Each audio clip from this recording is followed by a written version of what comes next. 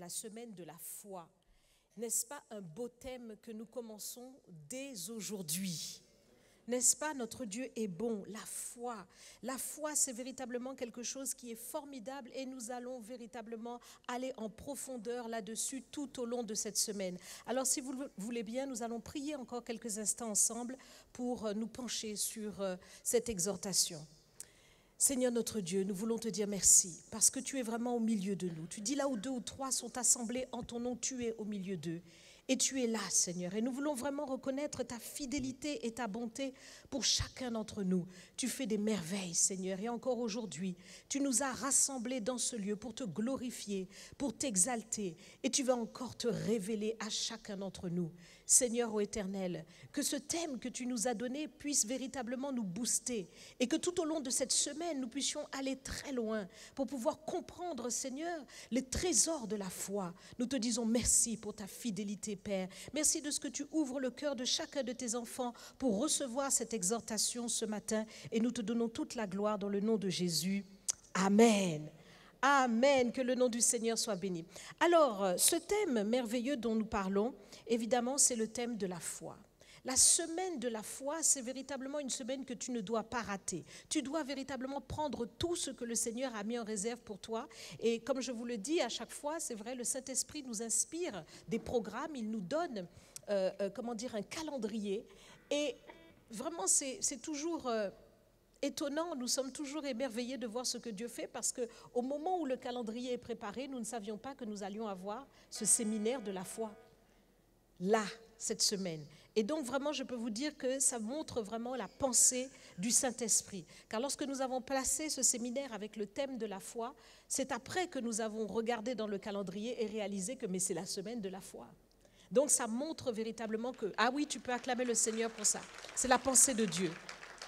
Et donc, cela montre vraiment que le Seigneur veut cette semaine que tu te concentres sur ce sujet et que tu ailles loin dans ta compréhension sur la foi. Parce que la foi est très importante pour le croyant, évidemment. La foi doit caractériser le croyant. Alors, nous allons ensemble le voir. Et le premier point que j'aimerais voir avec vous, c'est tout simplement vous dire ceci. La foi, c'est votre avantage. La foi, c'est l'avantage du croyant. Parce que le non-croyant n'a pas justement cette grâce. Il ne sait pas utiliser sa foi. Vous savez, il le place dans toutes sortes de choses qui n'ont aucun fondement. Mais nous qui sommes croyants, nous qui connaissons le Seigneur, eh bien nous avons un avantage par la foi. Et donc Jésus, qui justement voulait véritablement rendre témoignage à la vérité, a principalement... et vous le verrez dans les évangiles, a principalement enseigné sur le royaume et sur la foi. Son objectif, c'était de donner à ses disciples la capacité de faire l'œuvre de Dieu. Sans la foi, ce n'est pas possible. Évidemment, il s'agit de faire l'œuvre du Seigneur. Et nous parlons de quoi? Nous parlons de proclamer le salut en Jésus-Christ. C'est ce que le Seigneur est venu accomplir pour nous.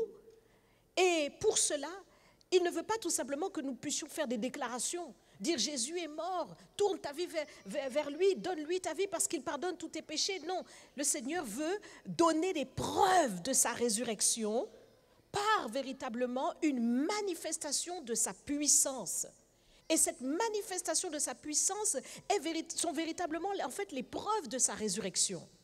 Et donc, lorsque les preuves de sa résurrection se manifestent, eh bien, le Seigneur atteste par les miracles qui accompagnent donc la parole que nous prêchons, il atteste qu'il est vraiment vivant et cela fait que l'évangile, eh bien, résonne dans les cœurs et les gens se tournent vraiment vers Dieu.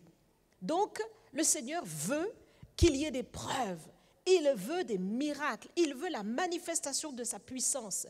Lui-même, Jésus disait, mais ne me croyez pas si vous ne voulez pas me croire, mais croyez au moins à cause des œuvres que je fais. Donc le Seigneur veut, au travers de ces œuvres-là, que la foi soit suscitée. Son objectif, c'est de susciter la foi.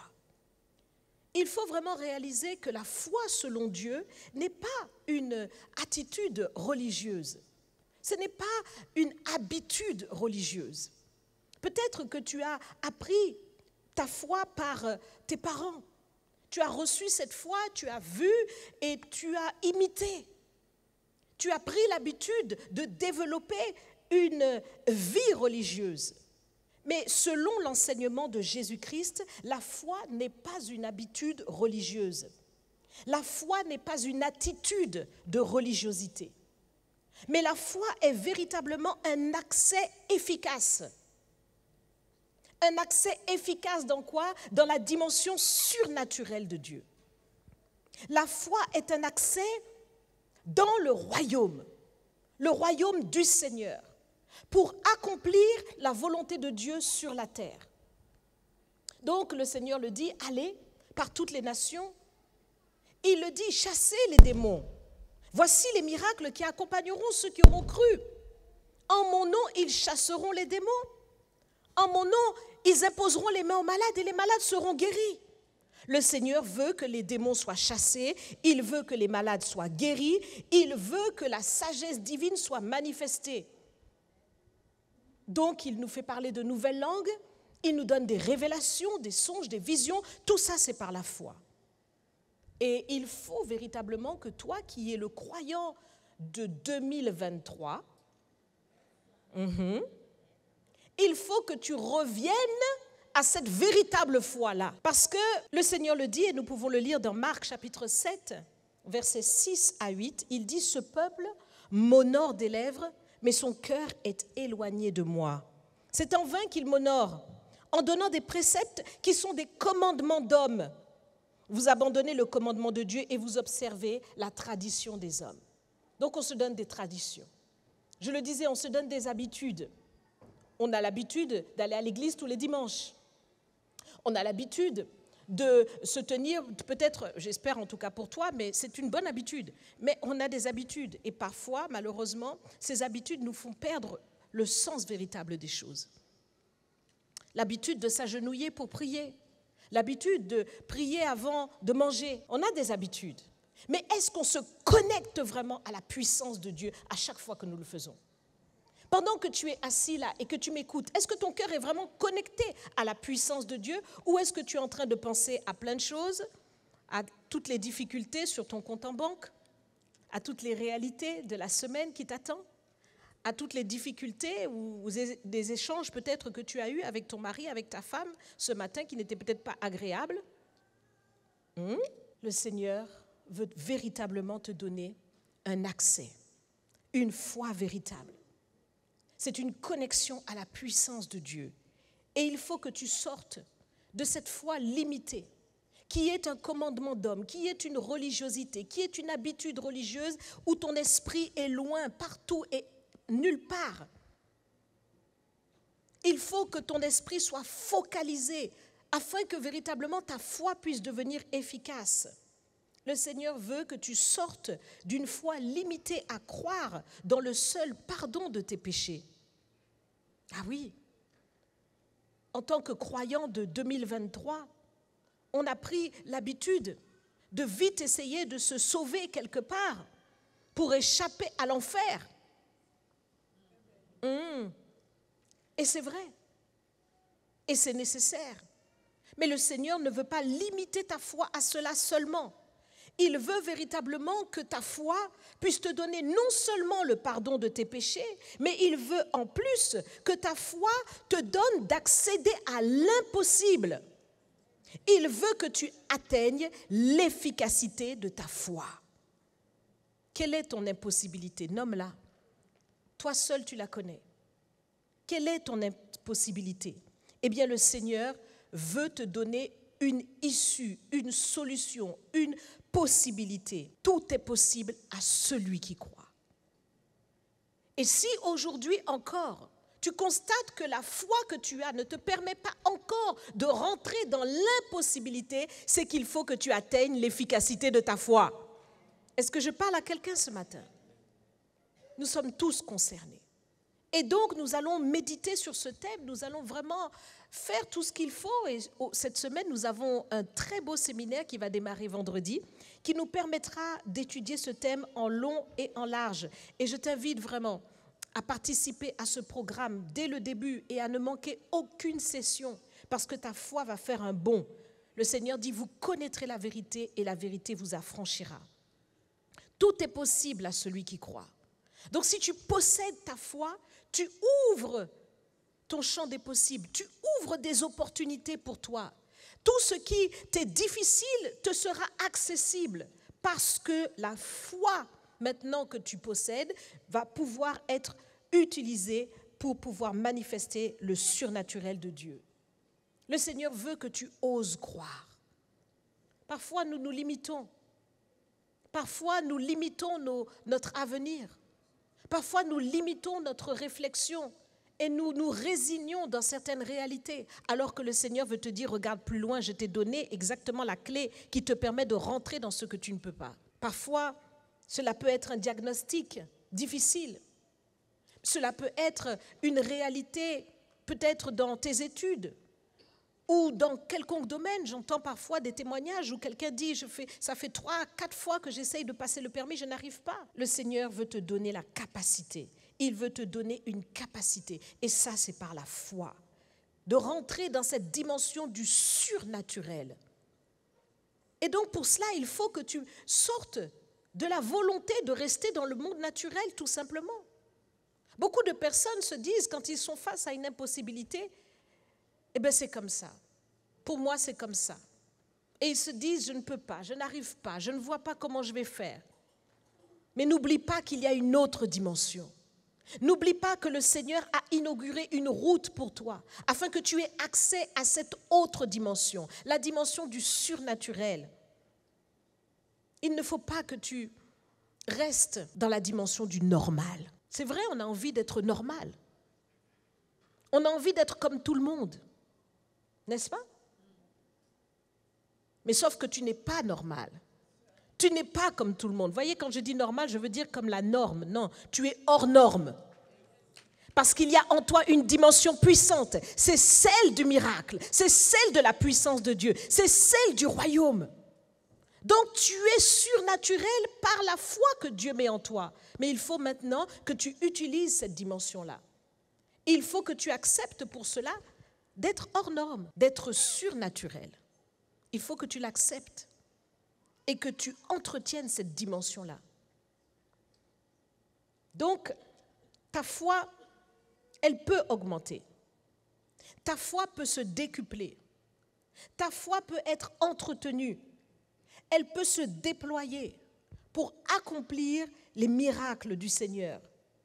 Elle peut véritablement être rendue efficace pour que tu puisses expérimenter cette dimension du miracle. Mais pour cela, il va falloir travailler sur ta foi. Jésus disait, si votre foi est comme une graine de sénévé, vous direz à cette montagne, ôte-toi de là et jette-toi dans la mer. Il prend l'exemple d'une graine. Parce qu'effectivement, une graine, c'est une semence. Elle est comme ta foi. Elle doit être placée dans la bonne terre. Elle doit être arrosée. Et elle va se déployer jusqu'à devenir un grand arbre. Et Dieu pourra en tirer un bon fruit. Ta foi a des choses à faire. Mais ta foi ne peut pas rester à l'étape de la graine, ne doit pas rester à l'étape de la graine. Elle doit devenir véritablement une œuvre. Et il faut véritablement que tu la plantes. Cela te demande de travailler sur ta foi. Cela te demande de faire comme le cultivateur qui plante une graine et qui arrose jusqu'à en voir le fruit. C'est pourquoi nous méditons, c'est pourquoi nous recherchons l'enseignement, c'est pourquoi nous cherchons, nous scrutons la parole de Dieu pour mieux comprendre comment notre foi va rendre véritablement efficace notre relation avec Dieu afin de saisir le miracle divin. Il faut que tu fasses le choix d'une foi puissante. Ce matin, je te le dis, tu dois faire le choix d'une foi puissante. Tu dois accepter que ta foi devienne puissante. Il faut que tu l'acceptes. Quand nous regardons la parole de Dieu, nous voulons penser que cela ne concernait que Pierre, que Jacques, que Jean, que les disciples de ce temps-là. Pourtant, le Seigneur dit, allez par toutes les nations et faites de toutes les nations des disciples. Donc aujourd'hui, le Seigneur te regarde toi. Pierre est déjà dans la gloire. Jean est déjà dans la gloire. Paul est déjà dans la gloire. Mais toi, tu es ici-bas. Et toi, tu es le Pierre de ton temps, tu es le Jacques de ton temps, tu es le Paul de ton temps. Sauf que tu n'as pas encore mis ta foi en terre pour qu'elle puisse produire l'œuvre. Parce que la même foi que Paul avait, la même foi que Pierre avait, la même foi que Jean avait, c'est ta foi aussi. Mais eux n'ont pas joué avec leur foi. Ils n'en ont pas fait une habitude religieuse. Ils l'ont placée en Dieu. Ils ont voulu expérimenter à fond la puissance de Dieu. Et toi, est-ce que tu veux bien faire le choix d'une foi puissante? Si Jacques, si Jean, si Pierre n'avaient pas fait le choix d'une foi puissante, nous ne serions pas là aujourd'hui. Ils ont fait le choix d'une foi puissante, non seulement pour leur génération, mais aussi pour toutes les générations à venir. Et le Seigneur les a utilisés puissamment. Toi aussi, tu dois réaliser qu'au travers de toi, quelque chose peut se passer. Non seulement dans ta vie, mais aussi dans ta famille, mais aussi autour de toi, quelque chose peut se passer pour quelqu'un grâce à ta foi. Ta foi fera la différence. Tant de gens font la queue dans les hôpitaux. Tant de gens attendent quelque chose. Tant de gens, malheureusement, posent des actes terribles. Pensent au suicide ou se suicident parce qu'ils pensent qu'il n'y a pas de solution. Ils vivent la dépression parce qu'ils ne connaissent pas la puissance du royaume. Mais si toi, tu veux bien planter ta foi et expérimenter la puissance de Dieu, avoir ce cœur à cœur avec Jésus-Christ, qui saura, lui qui est le consommateur de ta foi et qui la mène à perfection, qui saura véritablement augmenter ta foi, eh bien, si tu acceptes ce cœur à cœur avec le Seigneur, Dieu pourra utiliser ta foi pour quelqu'un. C'est un temps nouveau auquel le Seigneur t'appelle. Un temps où ta foi doit être confrontée véritablement à l'enseignement de Jésus-Christ. Est-ce que tu comprends ce que je suis en train de dire ce matin? Tu dois confronter ta foi à l'enseignement de Jésus-Christ. Voici les miracles qui accompagneront ceux qui auront cru. Est-ce qu'il y a des miracles qui t'accompagnent? Non, nous ne voulons plus l'apparence de la piété. Nous ne voulons plus l'apparence de la piété, mais nous voulons la foi véritable. Est-ce qu'il y a des miracles qui t'accompagnent? Nous ne voulons plus une foi contemplative pour être là en train de regarder, oh Jésus-Christ sur la croix ou bien le petit Jésus dans la crèche. Non, nous ne voulons plus ça. Nous voulons la puissance de la résurrection de Jésus-Christ, les meurtrissures agissantes de Jésus-Christ qui guérit les malades. Amen. Nous le voulons. En tout cas, j'espère que tu le veux. Amen. Donc, tu dois confronter ta foi à l'enseignement de Jésus-Christ. Est-ce que tu parles en langue? Parce qu'il est dit que voici les miracles qui accompagneront ceux qui auront cru. Ils parleront de nouvelles langues. Est-ce que tu parles en langue?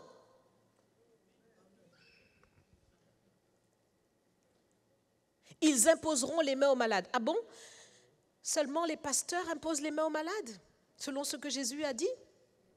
Ou les évangélistes seulement? Non, ce n'est pas ce qui est dit. Voici les miracles qui accompagneront ceux qui auront cru. Amen. Donc, si tu crois, quand tu imposes les mains à un malade, si quelqu'un est malade dans ta famille, tu ne vas pas prendre le téléphone pour dire « Pasteur, s'il te plaît, viens prier ».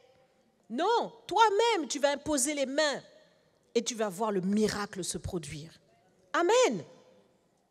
Voici les miracles qui accompagneront ceux qui auront cru. As-tu cru? As-tu cru dans la puissance du nom de Jésus? Il faut que cette foi soit conforme à la parole. Si quelqu'un dit à cette montagne, ôte-toi de là et jette-toi dans la mer, il le verra s'accomplir. Mais ta parole doit avoir une puissance. Si véritablement tu as la foi selon Dieu, ta parole doit s'accomplir. Donc il est temps d'expérimenter cette foi véritable. Et nous voulons, Pasteur David et moi, que le CRC représente ce lieu où la foi véritable est manifestée. Cela va te demander de faire le choix d'une foi puissante. Le CRC, ce n'est pas simplement le pasteur David et moi. Non, le CRC, c'est nous tous, c'est chacun d'entre nous ensemble. Amen. Et nous voulons voir la gloire de Dieu ensemble. Nous voulons une église puissante. Nous voulons être la lumière du monde. Nous voulons être le sel de la terre. Nous voulons que quiconque veut rencontrer le Seigneur ici puisse le trouver, quelle que soit sa situation, qu'il ait la solution à son problème. Nous voulons être cette réponse-là. Oui, tu peux acclamer le Seigneur parce que c'est ce que nous voulons et c'est ce vers quoi nous allons. Nous allons le chercher. Nous allons le chercher et le Seigneur dit, si vous me cherchez de tout votre cœur, vous me trouverez. Amen. Nous ne voulons pas y aller seuls, pasteur David et moi. Nous voulons y aller tous ensemble. Ça va te demander de faire le choix d'une foi puissante. Est-ce que tu veux faire ce choix? Amen. Ton amen me semble encore timide. C'est comme si tu ne réalises pas en fait tout le bénéfice de ce que ta foi peut t'apporter. Parce que tu es encore loin, loin, loin de tout ça en fait. Tu ne réalises pas tous les bénéfices que la foi peut donner. Tout est possible à celui qui croit. Regarde autour de toi. Regarde autour de toi les murs que le diable a érigés dans ta vie. Toutes sortes de difficultés, toutes sortes de limitations, toutes sortes d'impossibilités. Mais le Seigneur est celui qui fraye un chemin là où il n'y a pas de chemin. Le Seigneur est celui qui ouvre une porte là où il n'y en a pas. Jésus n'est pas limité. Il n'y a rien qui puisse le limiter. Regardez, le Seigneur arrive au milieu des disciples. Les disciples sont rassemblés. Ils sont là ensemble. Ils ont peur. Et ils sont enfermés ensemble. Et tout d'un coup, Jésus se présente au milieu d'eux. Les murs n'ont pas empêché le Seigneur de venir au milieu d'eux. J'aimerais te dire qu'il s'il y a des murs dans ta vie, s'il y a des obstacles dans ta vie, mais par la foi, le Seigneur fraye un chemin. Par la foi, le Seigneur ouvre une porte. Par la foi, le Seigneur te donne d'accéder. Par la foi, le Seigneur te donne une solution. Par la foi, le Seigneur te donne la clé de cette porte. Il te donne de l'ouvrir. Il te dit, j'ouvre et nul ne fermera. Il te dit, je ferme et nul n'ouvrira. C'est le Seigneur qui a la solution. Amen. Et tu ferais mieux d'entretenir la foi qui est au milieu de toi. Oh, ce n'est pas des milliards de dollars. Ce n'est pas des tonnes et des tonnes de diamants. Mais je te dis que c'est plus que cela. C'est la foi, un trésor inestimable que le Seigneur te donne et qui est capable de te faire accéder à ce que toi-même tu n'imagines pas. La bénédiction que tu attends, elle te vient par la foi. Les grâces exceptionnelles de Dieu que Dieu veut faire dans ta vie, il te les donne par la foi. Les opportunités que Dieu ouvre dans ta vie, il te les donne par ta foi. C'est ta foi. Souvent, nous regardons la parole de Dieu et nous ne réalisons pas ce qu'elle nous dit. Nous ne réalisons pas. Le Seigneur dit, je connais les projets que j'ai formés sur vous. Projets de paix et non de malheur, afin de vous donner un avenir et de l'espérance. Ça veut dire que le projet que Dieu a pour toi est un projet merveilleux, dans lequel il n'y a pas de malheur, dans lequel il n'y a que paix et avenir, bénédiction. Voilà le projet de Dieu. Mais regardez, toutes les fois que le Seigneur passait quelque part et qu'il rencontrait qui que ce soit, il était là pour distribuer ses projets merveilleux. Il rencontre Bartimée, aveugle, mendiant, et il ouvre les yeux de Bartimée. Il rencontre cette femme à la perte de sang, et il arrête cette perte de sang, cette femme retrouve la santé. Il rencontre deux aveugles, et il est guéri aussitôt. Il rencontre un sourd-muet, et il le guérit. Il rencontre un lunatique, et il le délivre de son oppression. Partout où le Seigneur passait, il guérissait, il délivrait. Mais qu'est-ce que le Seigneur disait à chaque fois? Le Seigneur ne disait pas, je l'ai fait pour toi. Non, Jésus disait, ta foi t'a sauvé, ta foi t'a guéri, ta foi. Donc cela signifie que les projets que Dieu a ordonnés sur nous et qu'il a déjà ordonnés depuis avant la fondation du monde, ce sont des choses qu'il a dit sur nous depuis avant la fondation du monde.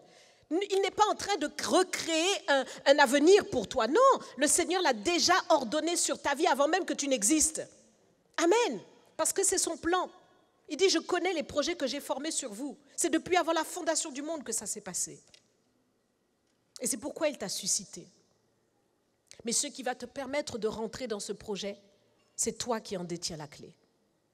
Il a mis en chacun une mesure de foi.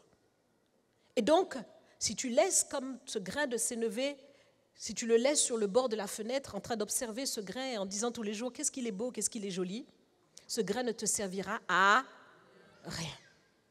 Mais si tu le mets en terre, si tu travailles sur ta foi, si tu y travailles sérieusement, si tu y travailles avec application, si tu y travailles au quotidien, comme les disciples ont été auprès de Jésus et ont appris à chaque étape tous les enseignements du Maître, ils ont fait comme le Maître. Ils ont scruté tout ce que faisait le Maître pour pouvoir avoir une foi efficace. Eh bien, laisse-moi te dire que si tu travailles ta foi, toi aussi, tu en verras le fruit. Toi aussi. Quand tu prieras pour quelqu'un, cette prière sera efficace. Quand tu prieras pour ta vie, cette prière sera efficace. Le Seigneur agira puissamment parce que ta foi sera rendue efficace. Mais cela dépend de toi. Cela dépend de toi. Et le Seigneur le disait, quand le Fils de l'homme reviendra, trouvera-t-il la foi sur la terre? Donc le Seigneur sait que dans les derniers temps, on va laisser tomber la foi. Trouvera-t-il la foi sur la terre quand le Fils de l'homme reviendra? Nous sommes plus près du retour du Seigneur qu'il y a 2000 ans. Mais qu'est-ce qui s'est passé entre les deux? La sécurité sociale est arrivée. Qu'est-ce qui s'est passé entre les deux? Les progrès de la technique sont arrivés. Les médecins maîtrisent un peu mieux la situation. Et donc, du coup, on laisse sa foi sur le bord de la fenêtre, comme un grain qu'on a laissé sur le bord de la fenêtre au lieu de le planter. Et quand une situation arrive, nous ne faisons pas premièrement recours à notre foi, mais nous faisons recours à toutes les autres solutions que ce monde veut nous proposer. Sauf qu'on oublie que la foi est un raccourci puissant si on sait l'utiliser. Les solutions du monde, parfois, te limitent parce qu'elles te disent il va falloir faire ça pendant tant de temps, un traitement pendant tant de mois. Mais avec la foi, c'est instantané, mon ami. Tout ce que vous demandez, croyez que vous l'avez reçu. Mais c'est extraordinaire, ça. Et vous le verrez s'accomplir. Donc, si tu as véritablement entraîné ta foi va être en connexion avec l'instantané de Dieu. Et tu as besoin de rentrer dans cette dimension de l'instantané. Tu as besoin de rentrer dans cette dimension de l'instantané. C'est quelque chose de puissant, mes bien-aimés. Et parfois, nous vivons cela de manière épisodique, mais nous voulons que cela devienne monnaie courante dans notre vie, l'instantané de Dieu. Et cela, ça nous demande une concentration. Alors, nous allons l'étudier. Cette année n'est pas comme les autres années. Cette année, nous allons toucher du doigt les choses. On va dans le fond des choses. On doit aller dans le fond des choses. Amen. C'est ce que nous voulons. C'est ce que nous voulons. Oui, tu peux acclamer le Seigneur pour ça. C'est ce que nous voulons. On va cesser la surface, on va cesser les traditions humaines, on va cesser la petite foi là qui ne nous fait pas avancer et on va aller au cœur des choses. Amen. Alors, si vous le voulez bien, nous allons nous mettre debout et nous allons invoquer le Seigneur. Ah, notre Dieu est bon. Il va faire de grandes choses.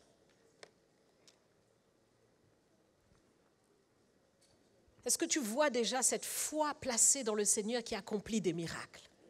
Est-ce que tu vois déjà ta foi dans la même dimension que Pierre, Jacques et Jean? Amen. Répète ces quelques paroles après moi. Seigneur Jésus, aujourd'hui, je viens vers toi en te disant merci pour la foi que tu m'as donnée. Elle est un trésor inestimable. Et je l'ai laissée tomber dans le découragement, dans la tristesse. J'ai été plus impressionnée par des réalités, alors que toi, tu m'as déjà donné la solution par la foi. C'est pourquoi maintenant, cette foi merveilleuse je veux la travailler avec toi. Qu'elle soit épurée, qu'elle soit sanctifiée, qu'elle soit édifiée pour devenir une foi efficace qui accomplit ta puissance sur la terre. Tu dis que nous devons prier et te demander que ta volonté soit faite sur la terre comme au ciel. Alors aujourd'hui, Seigneur, j'accepte de mettre ma foi en toi, de travailler ma foi pour qu'elle soit rendue efficace. Je te demande pardon toutes les fois où ma relation avec toi était dans la religiosité. Mais je renonce à cela. Et désormais, Seigneur, je me positionne pour une foi véritable. Je veux confronter ma foi à ta parole et que ta parole s'accomplisse au milieu de moi. Bénis le centre du réveil chrétien et fais qu'au milieu de nous, la foi véritable soit manifestée. Nous rentrons dans cette dimension. Nous rentrons maintenant, Seigneur. Que cette foi t'honore et te glorifie. Car c'est la seule chose qui te plaît. Et nous te disons merci, Père, dans le nom de Jésus. Amen. Est-ce que tu peux acclamer le Seigneur? Ah oui, acclame.